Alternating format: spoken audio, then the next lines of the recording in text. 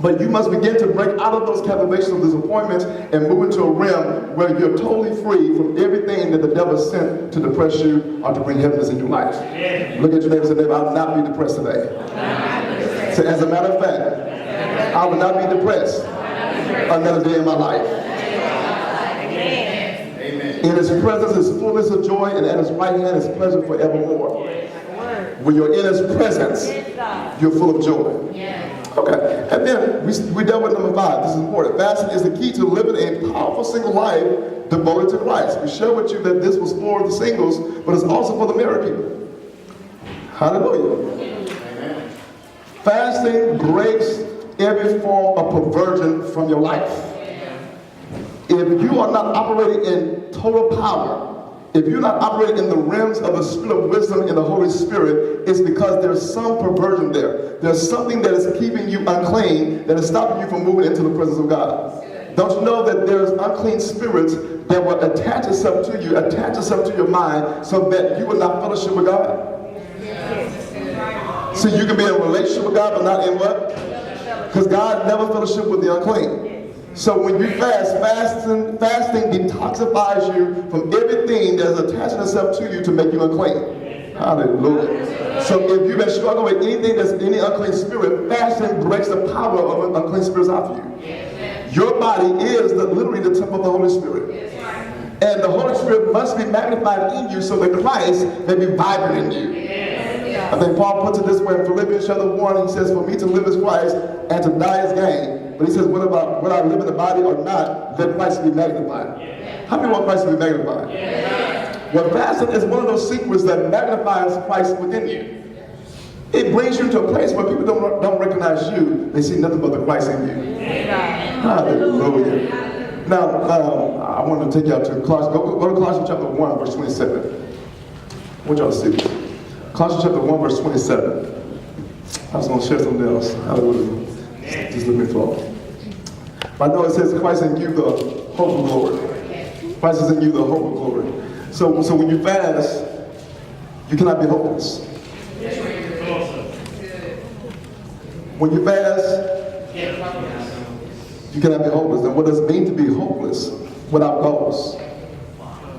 Aimless. Because when you fast, he brings you into a place where you are full of hope. Okay. Now, what hope do we need to purify our bodies? Go to 1 John chapter 3. And this is for the singles, but it's also for the married. All right? 1 John chapter 3, and verse 5. And this one just came out of the press. This one's hot. Can everybody hear me well? Yes. Okay. Now look at verse 3. Now look at verse 2. Beloved, now we are children of God, and it has not appeared as yet what we will be. We know that when he appears, we will be, because we will see him just as he is. And everyone who has this hope fixed on him purifies himself just as he is pure.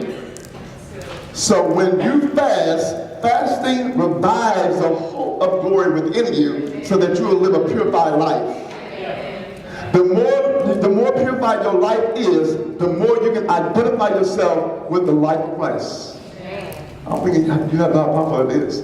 When you identify yourself with the life of Christ, you will step into the realm of faith that Christ operates in. When you identify yourself with the life of Christ, you will step into the realm of power that Christ operates in. When you identify yourself with the life of Christ, you will step into the realm of love that Christ operated in. That is the hope. The hope is that we must desire to be just like him. That should be the ultimate goal of our lives. Now, why do I say that it's important for singles to understand fasting? Because the Bible speaks about a woman named Anna in Luke chapter 2. She was in the temple and she was fasting and praying. She was in the house constantly, in the house of the Lord constantly fasting and praying. Her life was devoted to God. For 40 years, she remained fasting and praying in the temple. That means every single, if you're fasting, we should see you more in the house of God than any other place. Hallelujah.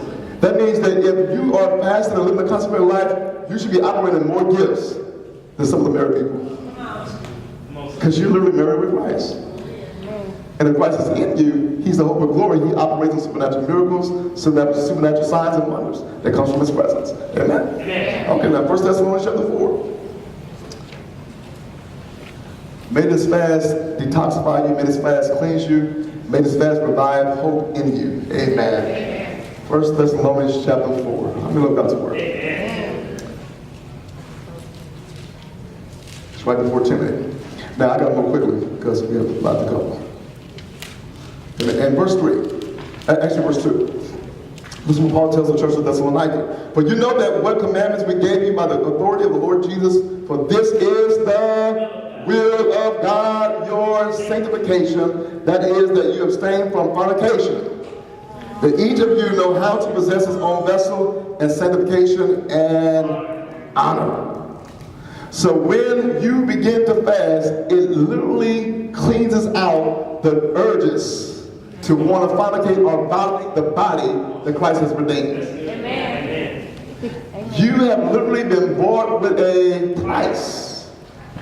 And he wants to use you for his glory. He wants to use you as a conduit to express his kingdom power. But as you begin to fast and abstain from fornication, he says, now I shall make you a vessel of honor. Don't you know that every time we violate ourselves in a sexual way, we dishonor our Lord? Hallelujah. So I want to encourage the singles that as you begin to fast and consecrate yourself, know that God is with you. Know that you are one with God. Know that you do not have to submit or yield yourself to the things of the world. Know that God wants to use you as an instrument of righteousness to bring change in the world. Yes. Everybody write this down. Fasting makes you one with God. Fasting makes you what? One with God. I want you to think about that. Think about that. If you are one with God, you are partaker of his abundant nature. Amen. So having 3 houses, having 4 cars shouldn't bother you. That's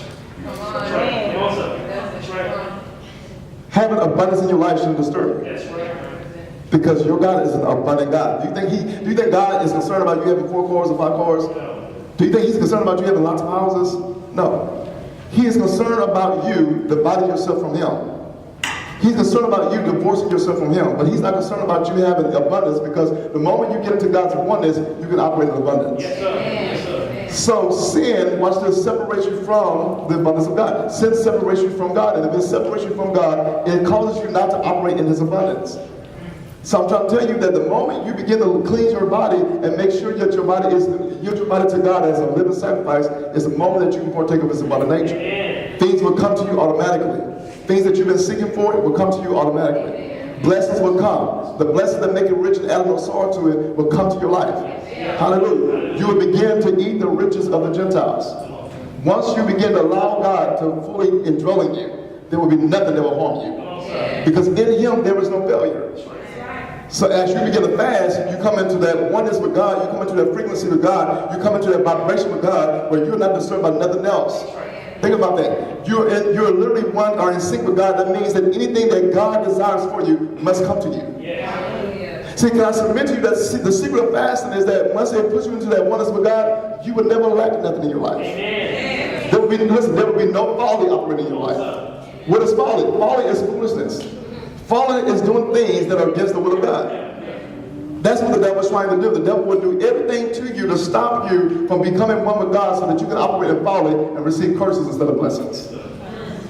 But as you begin to fast, you're saying, Lord, I empty myself, I hollow myself so that you may indwell in me, so that I may know what to do. Hallelujah. How many want to know what to do? Amen. Come on, how many want to know what to do? There's some things that God wants for your family, but you must know what to do. There's some things that God wants for your personal life, but you must know what to do. Yeah. There's some decisions that you're about to make right now, but you must make sure that it's after the decision of God. Yeah. Because if it's not after the decision of God, you will literally waste time. Yeah. Hallelujah. Okay, number 6. Fasting is the key to divine visitation. It is the key to divine visitation. Can I submit to you? When God visits you, everything else must scatter. When God visits your life, he brings revival, restoration, resurrection, and regeneration. God wants to visit you. Job chapter 10, he says, you have preserved my life when you visit me. When he visits you, every sickness that is operating in your life must be healed. Hallelujah. The prophet speaks about God's divine visitation as judgment. When God visits, he brings judgment. But when he visits his people, he favors them. Hallelujah. Okay, go to Acts chapter 10, verse 30. Let me show you. Acts chapter 10, verse 30. Good. Someone said, Lord, I want a divine visitation. Hallelujah.